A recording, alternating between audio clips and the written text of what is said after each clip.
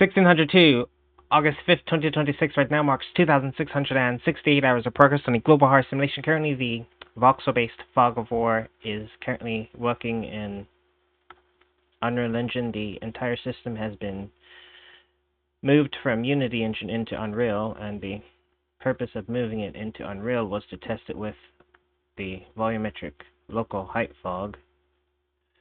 And so it would currently appear that it is working quite well and working quite efficiently, as there are currently, it's being done with voxels, and there are 64,000 voxels in the level. Well, actually, that was done in the previous test, but this test should have the maximum, which is 125,000.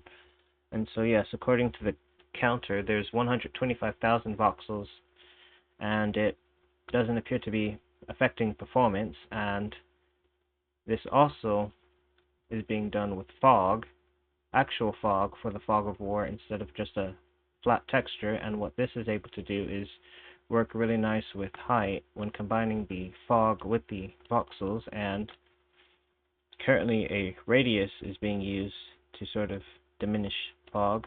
And so the intention going forward is to, now that it's confirmed that the system is working, is to stress test it with as many voxels as possible. And in order to be able to do that more easily, update to the program needs to be done in order to visualize how the voxels are actually drawn. Currently they're drawn with the engine's debug wireframes, but those have a certain limitation in that they become inefficient when there are thousands of voxels. So the actual voxel code is faster than the engine can seemingly handle, or at least its wireframes, as the wireframes appear to be being drawn without occlusion, as currently it's able to draw a couple hundred or a couple thousand, but hundreds of thousands of voxels being drawn with wireframes isn't efficient. So the intention going forward is to look into changing that by using a different method for drawing the wireframes, perhaps drawing the lines individually instead of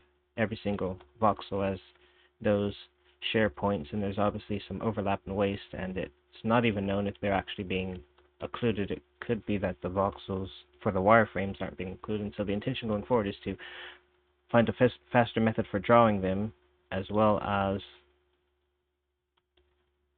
look into implementing line of sight, as currently it looks good with 125,000 voxels, but the intention is to test it with even more simultaneously.